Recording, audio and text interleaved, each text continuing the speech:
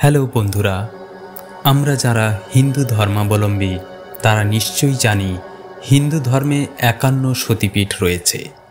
এই 51 সতীপীঠের মধ্যে কালীঘাট মন্দির একটি পীঠস্থান। এই পীঠে দেবী দক্ষিণাকালী রূপে পূজিতা হন।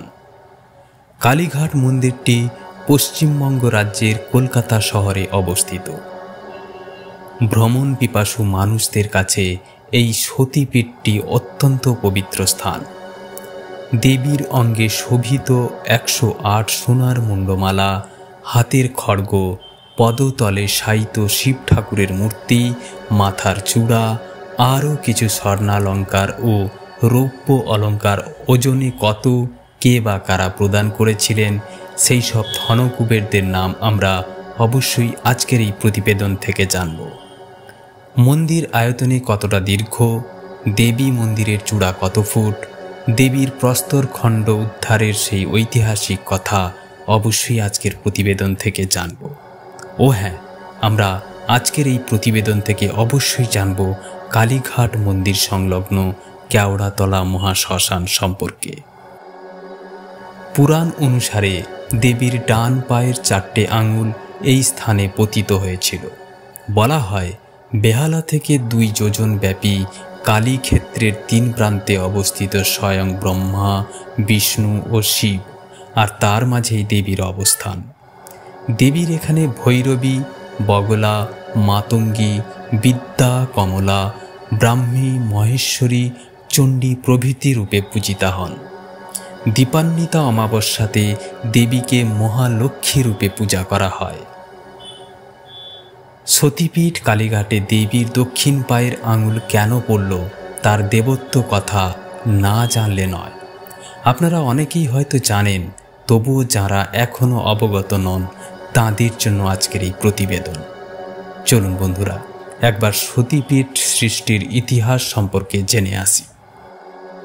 সত্যযুগে প্রজাপতি দক্ষ স্বগৃহে এক মহাযজ্ঞের আয়োজন করেছিলেন। সেই যজ্ঞে দেবতা, মুনি, ঋষি, যক্ষ, কিন্নর সকলকে নিমন্ত্রণ করলেও দক্ষ আপন কন্যা সতী ও জামাতা শিবকে নিমন্ত্রণ করেননি। সতী বিনা আমন্ত্রণে যজ্ঞস্থলে উপস্থিত হলে তাঁর সম্মুখেই দক্ষ শিবের নিন্দা করেন। পতি নিন্দা সহ্য করতে না পেরে তৎক্ষণাৎ যজ্ঞকুণ্ডে আত্মবিসর্জন দেন দেবী। তখন শিব ক্রুদ্ধ হয়ে সতীর শবদেহ স্কন্ধে নিয়ে বিশ্ব ধ্বংস করার উদ্দেশ্যে তাণ্ডব নৃত্য শুরু করেন। তাকে শান্ত করতে বিশ্বপালক বিষ্ণু আপন সুদর্শন চক্র দিয়ে সতীর দেহ খণ্ড বিখণ্ড করে দেন। সতীর খণ্ড বিখণ্ড দেহের টুকরোগুলি পৃথিবীর নানা স্থানে পতিত হয়েছিল। পৃথিবীতে পড়া মাত্রই এগুলি প্রস্তর খণ্ডে পরিণত হয়।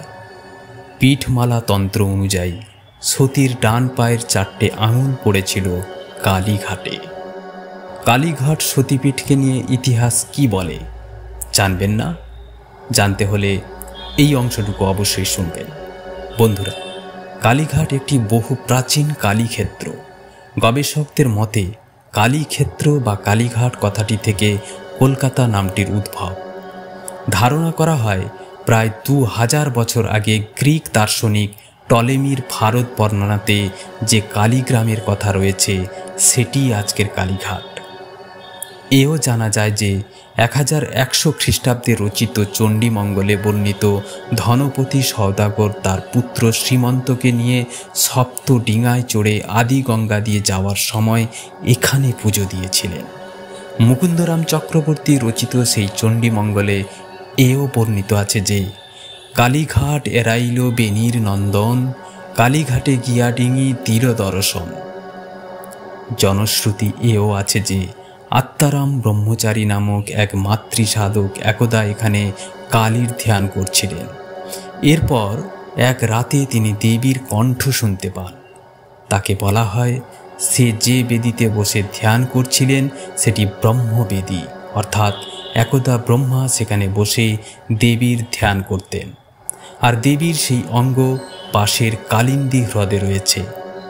তাকে এও নির্দেশ দেওয়া হয়েছিল যে নীলগিরি পর্বতে ব্রহ্মানন্দ গিরি নামক একজন সাধক আছেন। তার কাছে যে কোষ্ঠী পাথরের শিলাস্তম্ভ রয়েছে তা যেন সেই ব্রহ্মবেদীতে স্থাপন করা হয়।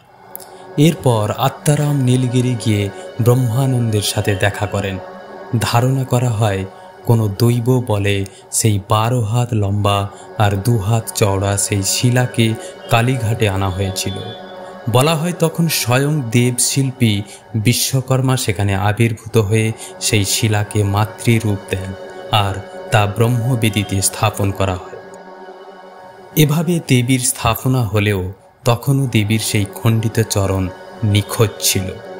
এমতাবস্থায় এক রাতে কালিন্দী হ্রদের পাশে সাধনাকালে আত্মারাম ও ব্রহ্মানন্দ হ্রদের ভেতরের একটি স্থান থেকে আলো দেখতে পান।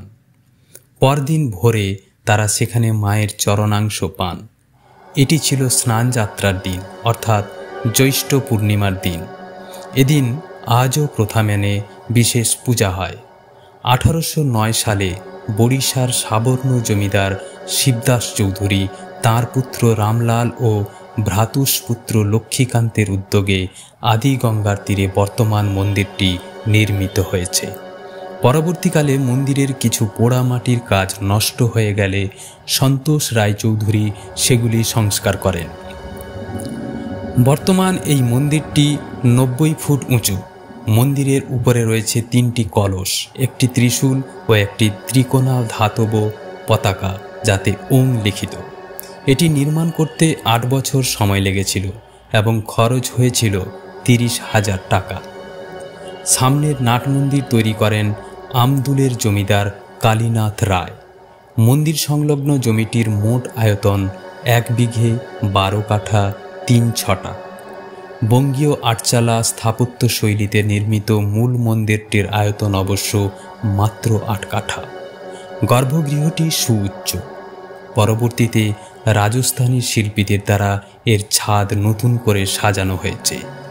মূল মন্দির সংলগ্ন অনেকগুলি ছোট ছোট মন্দিরে রাধা, কৃষ্ণ, শিব প্রভৃতি দেবতা পূজিত হন। কালীঘাট মন্দিরের নিকটেই পীঠ রক্ষক দেবতা নকুলেশ্বর শিবের মন্দির। 1854 সালে তারা সিং নামে জনৈক পাঞ্জাবি ব্যবসায়ী বর্তমান নকুলেশ্বর মন্দিরটি নির্মাণ করিয়েছিলেন। শিবরাত্রি ও নীল ষষ্ঠী উপলক্ষে এই মন্দিরে প্রচুর ভক্ত সমাগম হয়। কালী মন্দিরের পশ্চিম দিকে রয়েছে শ্যাম রায়ের মন্দির। 1843 খ্রিস্টাব্দে বাওয়ালির জমিদার উদয়নারায়ণ মণ্ডল এই মন্দিরটি নির্মাণ করিয়েছিলেন। এখানে রামনবমী ও দোলযাত্রা অনুষ্ঠিত হয়। 1862 সালে শবদাহের জন্য মন্দিরের অদূরে নির্মিত হয় কেওড়াতলা মহাশ্মশান। বাংলার বহু বিশিষ্ট ব্যক্তিত্বের শেষকৃত্য সম্পন্ন হয়েছে এই মহাশ্মশানে। এখানকার শ্মশানকালীর পূজা বিখ্যাত। কালীঘাট মন্দিরের কোষ্ঠী পাথরের কালী মূর্তিটি অভিনব রীতিতে নির্মিত। মায়ের মাথা সোনার মুকুটে শোভিত। রয়েছে সোনার তৈরি লম্বা জিভ, যেটি গড়িয়ে দিয়েছিলেন পাইকপাড়ার রাজা ইন্দ্রচন্দ্র সিংহ, এবং রূপোর তৈরি 4টি হাত, যা তৈরি করে দিয়েছিলেন খিদিরপুরের গোকুলচন্দ্র ঘোষাল। সেই হাত পরে সোনায় করে দিয়েছিলেন কালীচরণ মল্লিক। 108 সোনার মুন্ডমালা দান করেছিলেন 1765 সালে পাতিয়ালার মহারাজ রাজা নবকৃষ্ণ। এছাড়া দেবীর মাথার উপরে সোনার ছাদ দান করেছিলেন নেপালের সেনাপতি জং বাহাদুর। এছাড়াও আরও কয়েকটি সোনার ও রূপোর ছাতা রয়েছে। 4 হাতের 4 গাছি সুবর্ণ কঙ্কন চড়কডাঙ্গা নিবাসী কালীমোহন বন্দ্যোপাধ্যায়ের পিতামহ রামজয় বন্দ্যোপাধ্যায় প্রদান করেন। মায়ের পদতলে রয়েছেন 1 মণ ওজনের রূপোর শিব। পেছনে রয়েছে 25 কেজি রূপার তৈরি নকশা করা চালচিত্র। উপরের বাম হাতে রয়েছে 2 কেজি ওজনের সোনার খড়গ। নিচের বাম হাতে আছে একটি সোনার মুন্ড। ডান দিকের 2 হাতে রয়েছে বর ও অভয় মুদ্রা। এরূপ বহু স্বর্ণালঙ্কার বহু ধনাঢ্য লোকের দ্বারা প্রদানকৃত। একটি সিন্ধুকে সতীর প্রস্তরীভূত অঙ্গটি রক্ষিত আছে। এটি কারোর সম্মুখে বের করা হয় না। আর এটি ব্রহ্মবেদীর নিচে রয়েছে। বন্ধুরা, যারা হিন্দু ধর্মে বিশ্বাসী, যারা কলকাতা স্থিত কালীঘাট মন্দির ভ্রমণে আসতে ইচ্ছুক, তাদের অবশ্যই অনুরোধ করব, আসবেন, দেবীর কাছে পুজো দেবেন, দেবীকে প্রণাম করবেন। আশা করি দেবী আপনাদের সকলের মনোবাসনা পূরণ করবেন। সকলে একবারটি বলুন, জয় মা কালী, জয় মা কালী, জয় মা কালী। বন্ধুরা, এ জাতীয় প্রতিবেদন ও আমার লেখা গল্পের আপডেট যদি আপনি পেতে চান, তাহলে আমার এই ছোট্ট ইউটিউব চ্যানেলটিকে সাবস্ক্রাইব করে বেল আইকনটি বাজিয়ে রাখবেন। সকলে ভালো থাকবেন, সুস্থ থাকবেন, এই কামনা করি। নমস্কার।